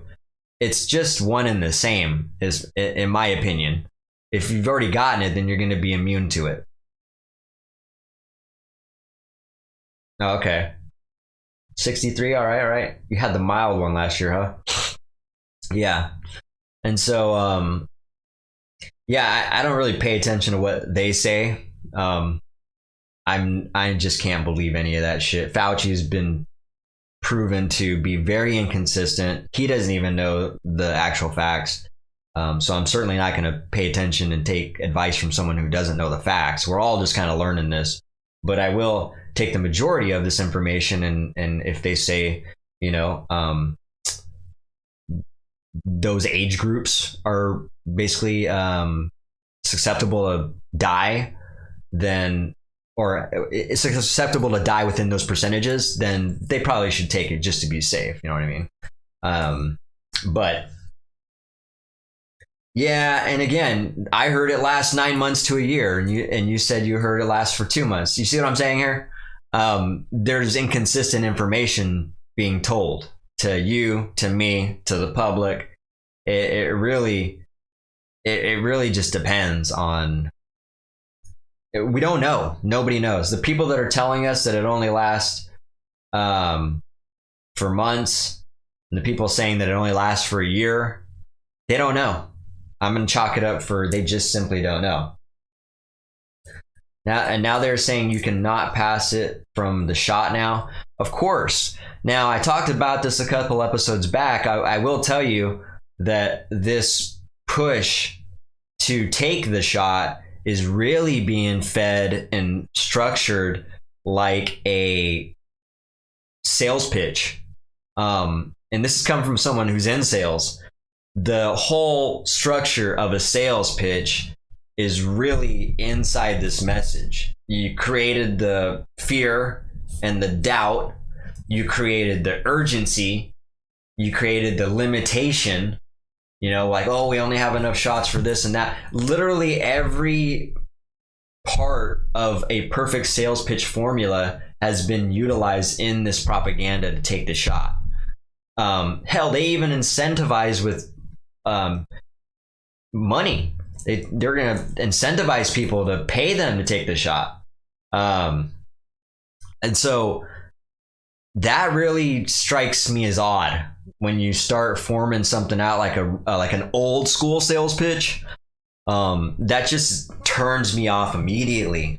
First of all, I don't sell like that. So when I sell something, I'm very upfront. I don't do the dog and pony show. I don't do this, create the fear. I do create a little bit of fear, but I also elaborate on that. I don't just say, if you don't do this, this is going to happen. Or, if you do this, this, you know what I mean? I don't do that. I really elaborate. Insecticide, huh? Insecticide. Yeah, I haven't heard that term actually, but incentivize. There you go. I was gonna say insecticide. That's actually a really cool word. Is that a real word? Yeah, I heard it on the radio twice now. They were gonna incentivize. At one point they were talking about $500, and then at another point they were talking about $1,000. You know what I mean? Like if people were not gonna take the shot, they would have started doing that, giving out cash incentive to take the shot. And so that is definitely odd to me. But anyways, more importantly, it just comes off as a hard sales pitch. And I'm just not attracted to that, especially as someone who doesn't sell that way. I can really spot that out a mile away. And I really am just turned off by that. There's no true value. There's just no true value behind that. You think that is malarkey? Yeah, it could be malarkey. Again, we're hearing all kinds of stuff on the news. That's why I don't listen to the news. And it's funny because I don't watch the news, but I do listen to the radio. And just the radio I listen to for some of the content that I get, it's all focused on the negative stuff. And so they cannot pay people to take it. They probably would have. They probably really would have, I think. I mean, they shouldn't be able to do a lot of things, but they do. One thing I think is ridiculous is that they're going to, they are requiring the daycare staff over at my daughter's daycare to take the shot. I think that's pretty fucked up, in my opinion. I don't know. Forcing somebody to take a shot is really fucked up, or jeopardizing their job, how they make a living. I think that's pretty fucked up. That's forcing somebody to tell them that, hey, you got to take the shot or you can't be here. You can't get a paycheck. That's forcing it. And that's pretty fucked up, in my opinion. You should, again, we're all grown adults. We should be able to make this decision ourselves, because we're all going to get immune with whether it's the old fashioned way or if we stick a needle in our arm. It's not going to, they cannot make anyone take it. They can get sued. Yeah. I realize they can't make somebody take it, but employers can, they said this exact word on the news. Employers can require you to take the vaccine. So you take that however you want to take it. Employers can require you to take the vaccine. So however, you were saying you work in healthcare part-time and they're not making us take it. Again, it is really subjective to your employer, from the way I heard it, because it was worded on the news in those exact quote unquote, employers can require you to take the vaccine. So the way I interpret that is that it's subjective to the employer and however they want to implement that into the their workforce. So, and it might not be correct. Again, the news is throwing shit out there all the time. I don't believe it. So, but it could be true. It's just as true as an employer can require you to take a drug test and can require you to can require you to take a drug test for marijuana even, and that shit's legal. You know what I mean? That's true. So I think it could be valid truth. You know what I mean? But it's interesting that especially you are in healthcare, and they don't require that in healthcare. I think that's pretty strange, because that's like the hub of where it's kind of, you know, frequented in, as far as where the virus is kind of isolating itself. If you're going to find it anywhere, you probably find it in a healthcare facility, right? And yeah, you're saying they're probably setting themselves up for lawsuits. Probably, yeah. I mean, I can definitely see that backfiring on some people that would take that the wrong way. I'll tell you this, I think I talked about this in last episode, and if I haven't, I'll just say it now. I'm just waiting for the time where they're going to force they already obviously force our children to take vaccines. But when they say that they're going to force the COVID-19 or coronavirus vaccine, if they're going to require Malia to take it for school, unfortunately, that's going to be the time where I homeschool her.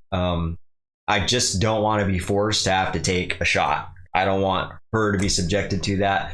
Fortunately and unfortunately at the same time, she has already had her shots against my will. Her family members, I'll say, gave her the required shots to be in school, so she's up to date until X amount of years, wherever that time is going to be. They're going to, you know, that time's going to come, and they're going to say, hey, she's due for her next shots. And I'm going to say, well, no, she's not actually. So we're going to see you guys later, and good luck with that. And that's something. And again, I'm just not as scared of viruses as a lot of people are. I haven't had a shot in 20 years. I'm perfectly fine. And I don't get sick that much, to be honest. Like I said, I think I got the coronavirus last year because I got sick for 2 weeks, and I never get sick for that long, let alone that often. And so that's why I'm pretty certain it must have been the coronavirus. But aside from that, I don't get sick very often, and I don't take any shots. I haven't in 20 years plus. And so I'm perfectly fine. I think you can really combat a lot of these viruses, especially if you got a good health system going on, you got a good diet going on, you got vitamins in your system. I think you could really battle a lot of this stuff off with just the natural remedies that life provides us. Not produce stuff, not process stuff. Yeah, Jim, you were saying they will not make them.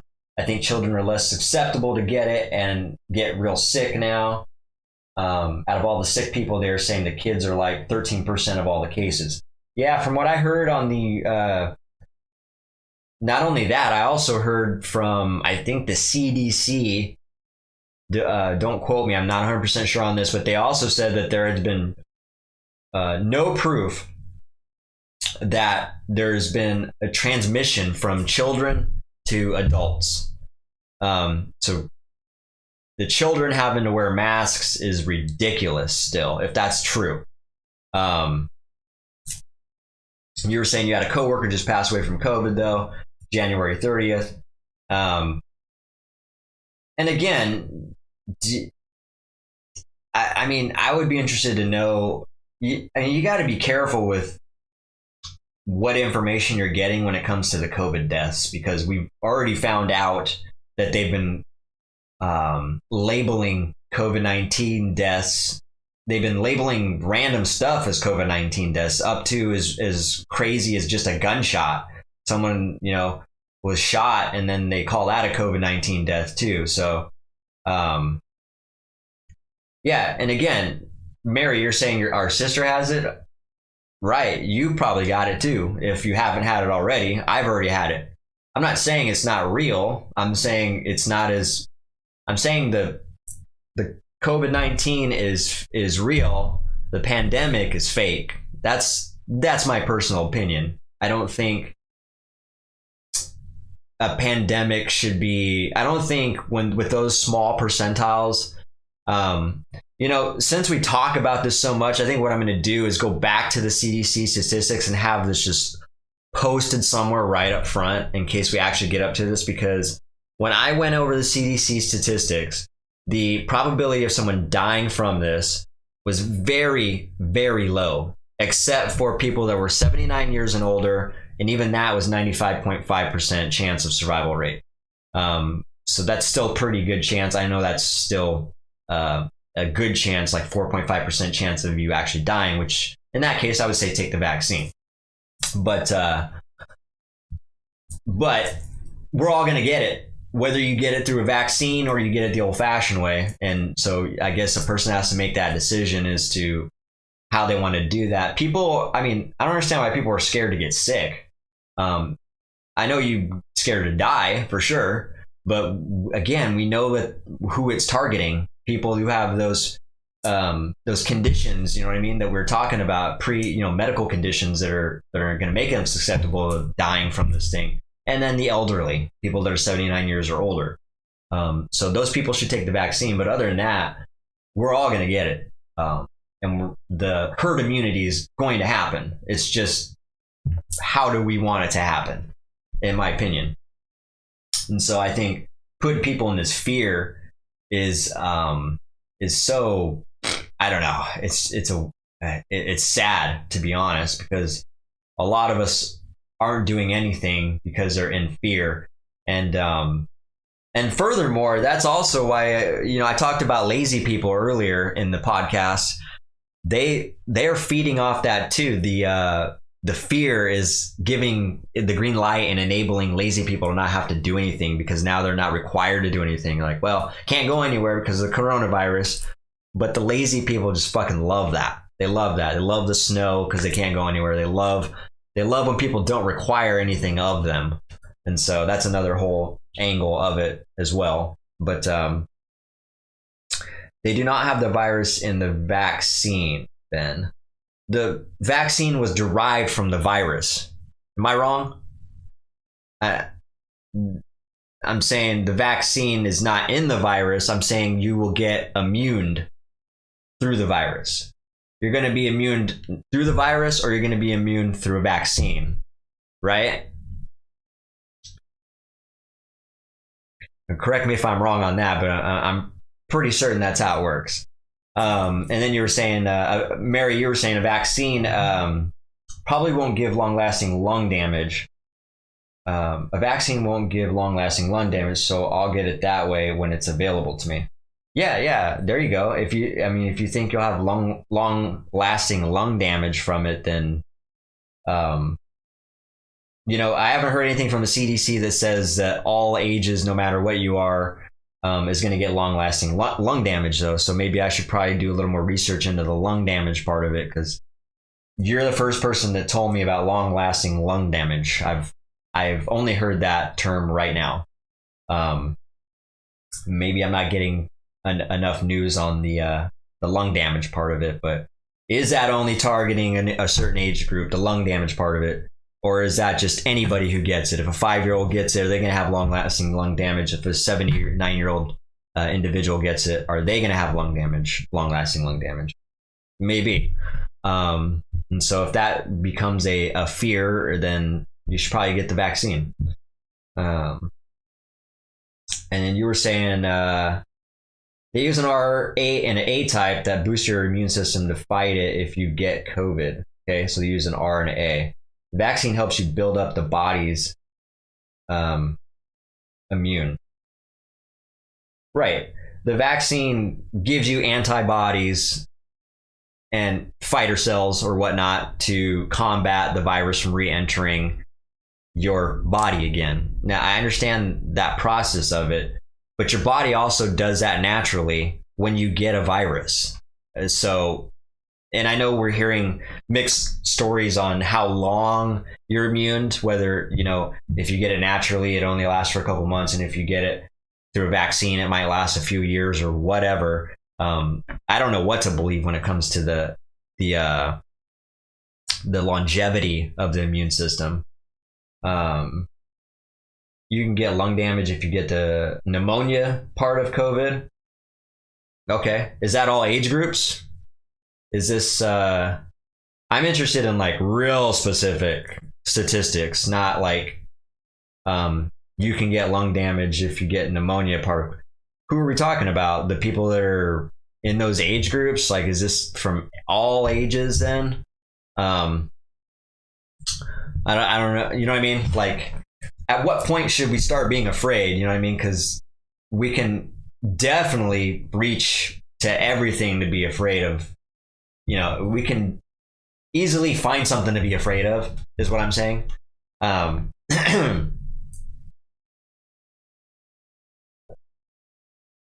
I'm getting lung damage from talking so much. So a year with the vaccine, depending on mutations. Okay. Yeah. And then you got the mutations. Fuck me. You can't even keep up with the mutations, man. Like, you're going to need a vaccine for a mutation and another vaccine for another mutation. It's just never ending. The variant and it it's kind of funny to me, to be honest. I feel like this tactic is just being honed in on. It's turning into a tactic, if you will, instead of actual concern for people. They're still gathering information on lung damage stuff. I think it depends on your health. Okay. And it's like the flu, it mutates too. Yeah, no, I totally agree that it mutates, but again, I haven't had a flu shot in over 20 years. I'm sure I've gotten the flu. I'm sure I've gotten a cold. I'm sure I've had all these sicknesses within that time. Although I don't get it very often. I think there was like a 3-year period where I didn't get sick at all. So typically I might get the flu once a year. But like I said, there was a one time, maybe even twice, where I went 3 years without getting sick at all. And this is without having any vaccines at all. So it just depends on the person, man. It just depends on the person. And furthermore, it just depends on how you want to, if you want to take that risk. I mean, we're grown adults. So I think a person should not be scolded for making the decision to not take a vaccine, in my opinion. There's plenty of people out there who don't take vaccines, by the way. There's tons of anti-vaccine movements and groups out there. And I think they're all doing fine, too, as far as I know. And yeah, they're giving away free flu shots right now. Yeah, I imagine they are. I've never, like I said, I haven't taken a flu shot in over 20 years, and I've had the flu a few times, so it's just a part of life process, I think. You know what I mean? I think all of us try to look for a shortcut to not get sick or not have to do stuff, or look for some kind of bioengineered way to bypass the things that happen naturally to us. And I think personally, it's okay to not be afraid of those things and just to go through the natural sickness part of it. And I think that's everyone's right as a human being and as an adult, more importantly. Just like what you were saying, everyone needs to decide themselves, but you think the more people that take it, the better we can keep it from mutations. Just a thought. Maybe, but again, we don't know the facts on that either. So we're just kind of, unfortunately, we're reliant to depend on the CDC for all this. And even sometimes I doubt the CDC, but if I'm going to get information from somebody, especially because there's not enough time to actually peer review all these statistics yet, until some years have gone by, maybe, we're going to have to pick somebody to get some statistics from. And so it's going to have to be the CDC. And so fear is worse than actually worrying about it. Yeah. I mean, I guess you would have to elaborate on what the difference is, fear and worry. I mean, if it distracts your thinking, if it owns space in your head, it's both bad. Whether it's a fear or worry, if it is owning space in your head, it's distracting you and it's making you react potentially in a way that you shouldn't be. Yeah, and see, and so you're talking about a different angle of worrying and fear, so that makes sense. So I'm glad I appreciate you elaborating on that. You're saying you took the vaccine because you didn't want to worry about it anymore. So there you go. That makes sense. And you're in that age group, so it makes sense for you. I mean, based on what the CDC has told us, which I'm going to be, that's going to be my primary source for information and statistics, and it sounds like it is for the majority of people.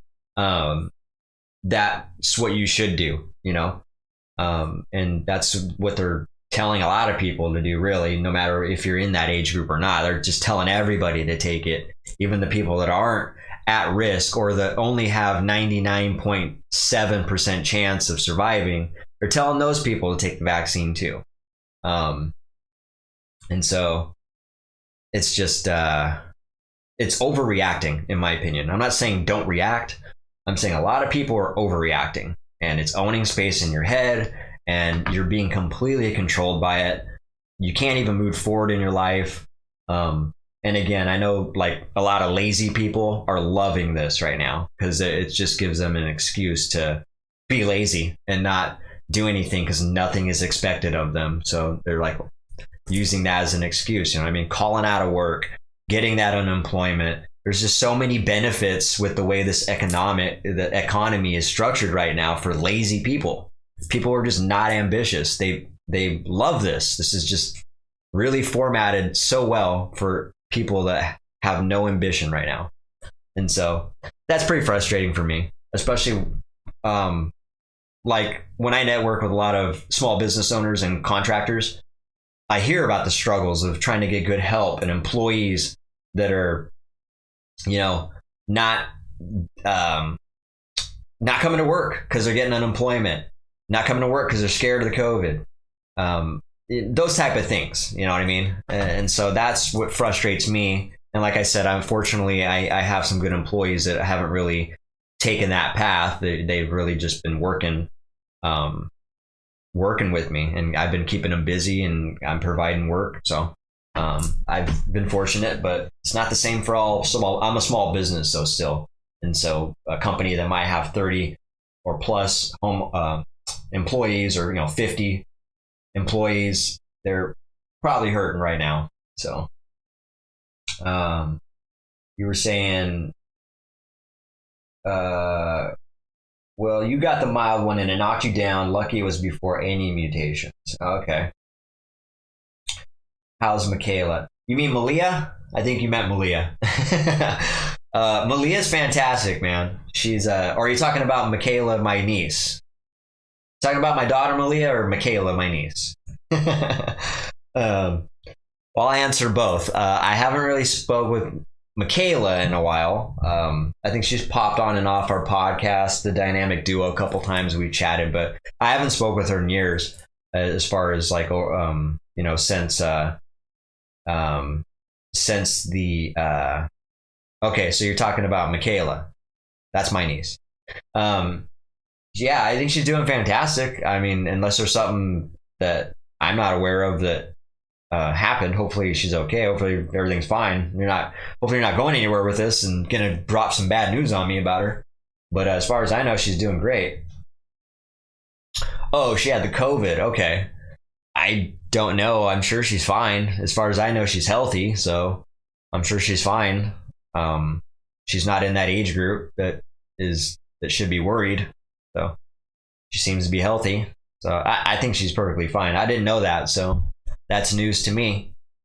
But again, I'm not worried about, when I hear someone has the COVID, I'm not surprised.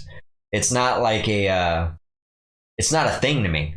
When someone says like, because I already had it, you know what I mean? Like, and a lot of people probably have already had it and they just don't even know it.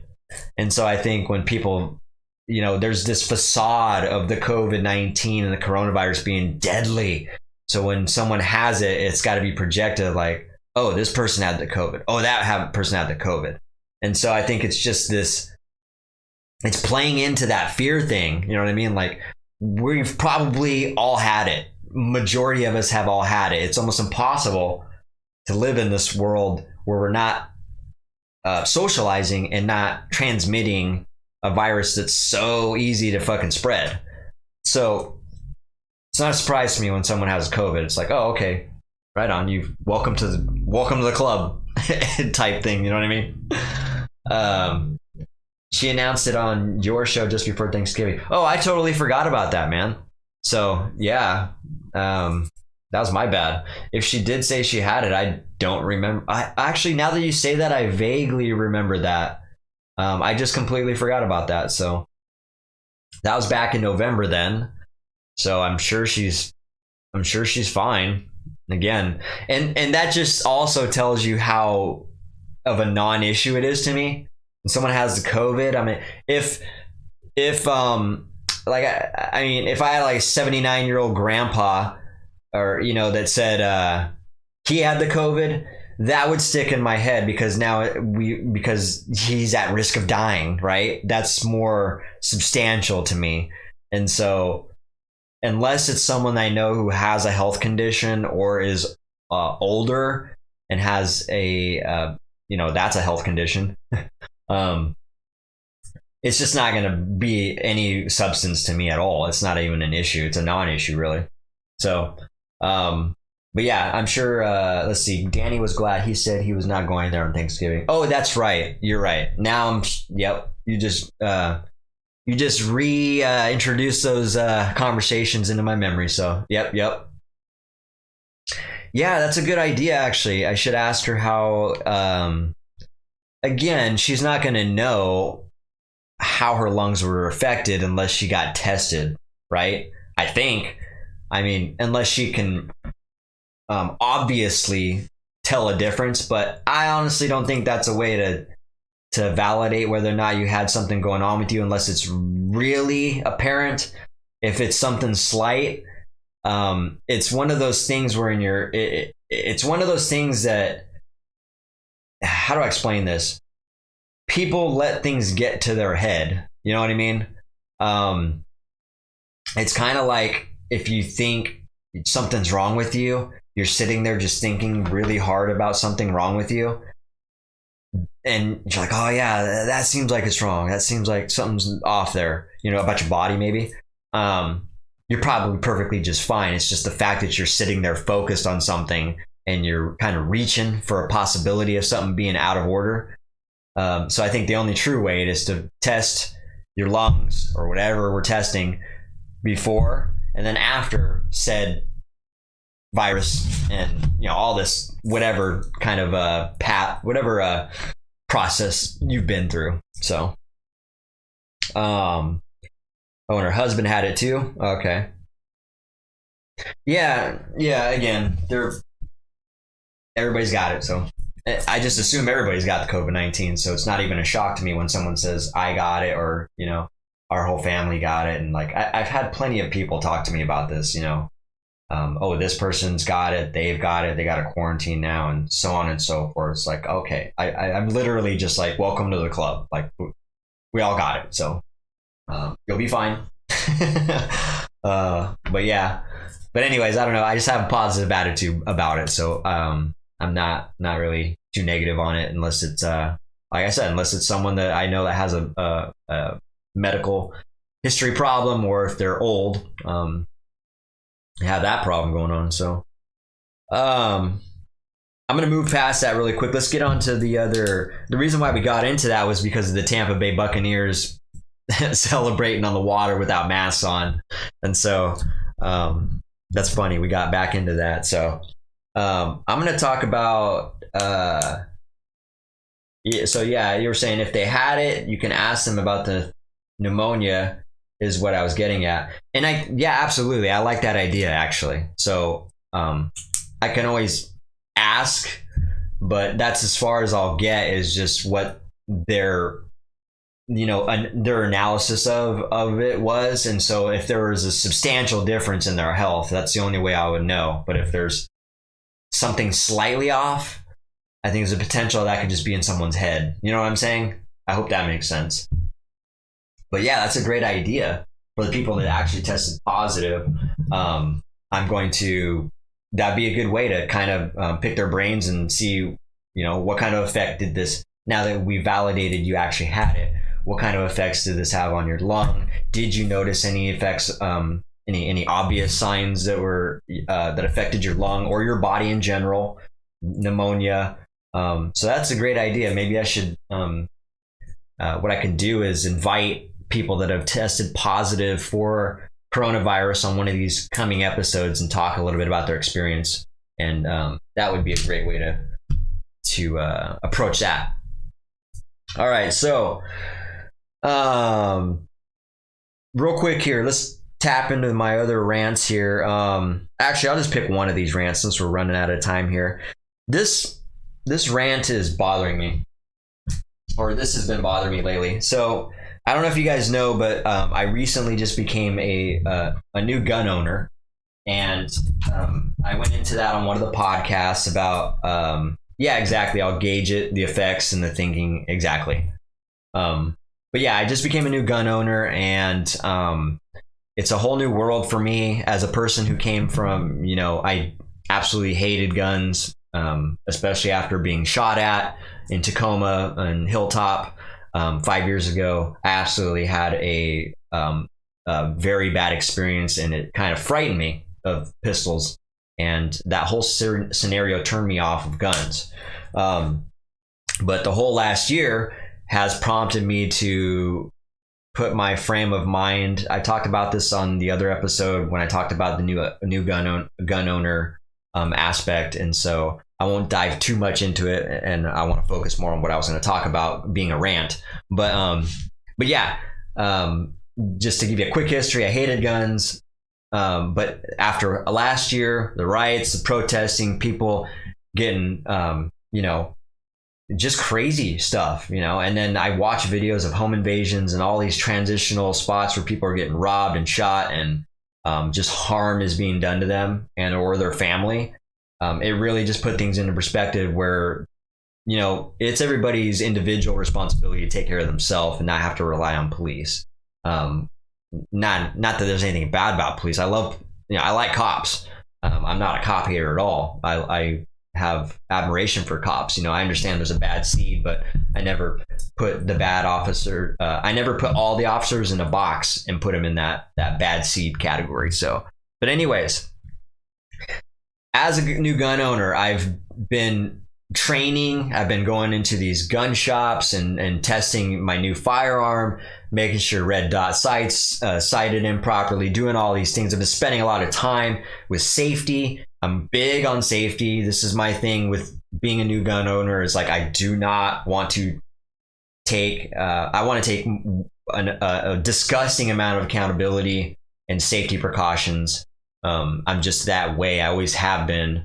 And especially with a pistol, I realize how easy it is to just pull a damn trigger and someone dies. That shit scares me. It frightens me. It's there simply for protection. But what I've realized in this industry, as I go to, I've only been to 2 shops now.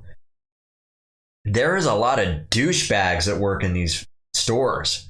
It really just attracts a bunch of self-absorbed, overconfident, masculine posturing dudes in these places, and it's fucking annoying. Like, I mean, the customer service has been shitty because these people can't even talk to you without, posturing this douchiness the whole time.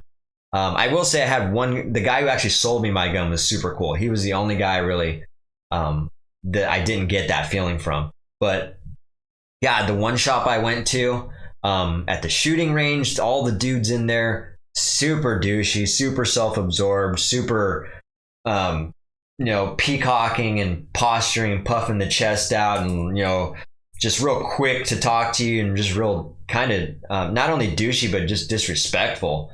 It's like, I don't know what it is, man, but that industry, it just attracts those type of guys, I guess. And I didn't know that until I've been going to these places. And then, I took it to another local shop here, my gun, because I was having problems getting the red dot sighted. And just the customer service and the way a person talks to you. So I just have an issue with people that are just so quick and short and disrespectful when they talk to you. And they're really just, what do you call that? They have a insecurity issues. That's the key word here. I can really sense insecurities immediately. I feel like I can. I have a good awareness of sensing out people's insecurities, or not necessarily the insecurity, but that they have an insecurity just in general. And so, and we all really have them, but some of us more than others. And so those type of people that I found are in these gun shops are just complete pompous assholes, it feels like. And I hate that I've had that experience with these two places. So I'm gonna have to maybe go to a different place when I'm maybe at the range or doing something. But it's fucking annoying when I'm talking to somebody like that. I check out on the conversation. I can't have a real conversation with you, and I can't wait to stop talking to you when you're talking to somebody like that. It's just like, relax, dude. Relax. You're safe. I get it. You're cool. You're a gun owner. Whatever, dude. Like, I don't know what your issue is, but fucking relax and take a chill pill. I just want to have that conversation with these guys, but they're just so uptight. You can't. And so, very frustrating. That's just my rant. I didn't know that industry was just flooded with that level of douchebaggery. But it's there, and hopefully I find a different place that I can feel a little more comfortable in, and not have to deal with that, because I just don't deal with it. I don't really like being involved with those type of people. Even when I'm selling people, it turns me off. I don't even, when I'm pre-qualifying people, I don't do business with people like that, So I really pick and choose who I speak with, who I associate myself with, and who I do business with. And so being a douchebag like that and not being able to actually have an authentic conversation with, just a mellow conversation with somebody, without having to posture constantly, that's what I enjoy with. That's what I really enjoy. So anyways, that's my rant with the gun industry. And then my last rant real quick here, we got 1 minute, is I wrecked my drone again for the third time. This time it's because the damn GPS signal wasn't picking up, and so I got tired of that, but I wrecked it into a tree. And so I was like, that's it, I'm buying a new drone. That drone is shitty. It's a great video drone, but the drone itself for flying is shitty. And then furthermore, the fact that you can't pick up a GPS signal really bothers me, because I need the GPS signal to be reliable for the places that I'm in. Sometimes I'm in the woods, sometimes I'm in the city. I need that to be really locked in, because as soon as you lose that GPS signal, your drone starts taking off, the wind will start controlling it, and then it's really hard to control. And what I did was set a cable cam settings to get a real nice, cool video footage of this nice deck that we built. And I had the settings locked, and then it lost the GPS signal, and I was thinking, oh, maybe it'll still go because I locked in the settings, because usually when that happens, the settings will just cancel too. But it didn't. And so I was like, all right, I'm going to run it. I ran it, and that thing just went sideways right into the tree all of a sudden. Didn't even follow the trajectory in which the cable cam I set on it was. So that's it for that one. That was the GoPro Karma, and it's already been discontinued. It's a piece of shit drone, by the way. So I got myself a DJI Mavic Air Pro, I think it was. So I got myself a real nice one now. And I did some research, and that GPS apparently is very reliable. So I'll give you a review on that when I get to take it up into the air and get myself familiarized with that. The reason why I didn't want those types is because you need your phone to use the controller, and I didn't like that. I like having its own separate controller designated for the drone. So that was kind of cool for the Karma, but just not reliable. But anyways, got that coming in. I'll let you know how that one goes. Jim, you were saying you are similar with the feeling to guns. Yeah. I mean, I've gotten more comfortable for sure, especially being able to.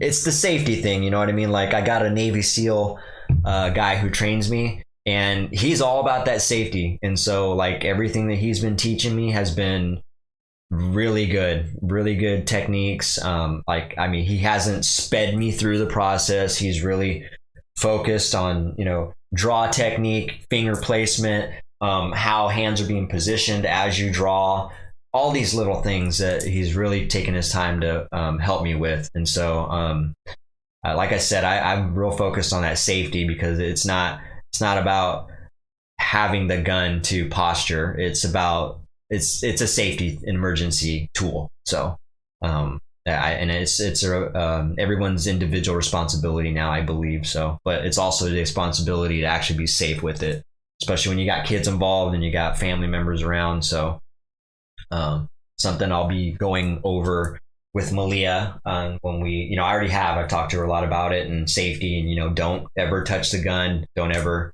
if there's something going on, you think where a gun needs to be used, get my attention, and then when she gets old enough, I will start training her on a firearm and self-defense. More importantly, not just a firearm, but self-defense. We've already talked about getting her into karate, things of that nature, because I just want her to be able to protect herself in the event that I'm not there to help her, or anybody's there to help her. And so you just never know, man. There's evil people out there, and I don't gotta tell you that.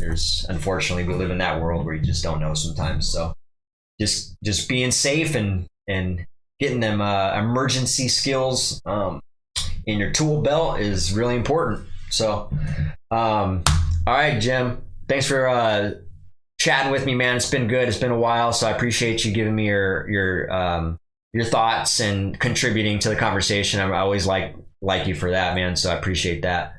And thanks for stopping by, Mary, if you're still on, and I appreciate your input as well and your feedback. I always respect you guys. Love you guys. Everybody else who stopped in, who do we got here? Splinter, Elite, thanks for stopping in, dude. I appreciate you pitching in too. Primordial Chum Sock. If you're still here, thanks, man. Hopefully you got some value out of this. Brandon King Mod, always a pleasure, dude. Thanks for stopping by, guys. Stay tuned. Like I said, I'm dialing in some episodes coming up here. We got some guests coming in, and keep your eye out and ears for those. And I'll keep you posted as we get closer to those. All right. All right. Well, that's it for tonight. I'm going to leave you guys to the rest of the week. Stay safe out there in the snow, and obviously for the coronavirus, stay safe. But I'm going to get off here, and you guys have yourself a fantastic week. I will see you next Saturday. But until then, keep it contagious, keep it viral. See you guys.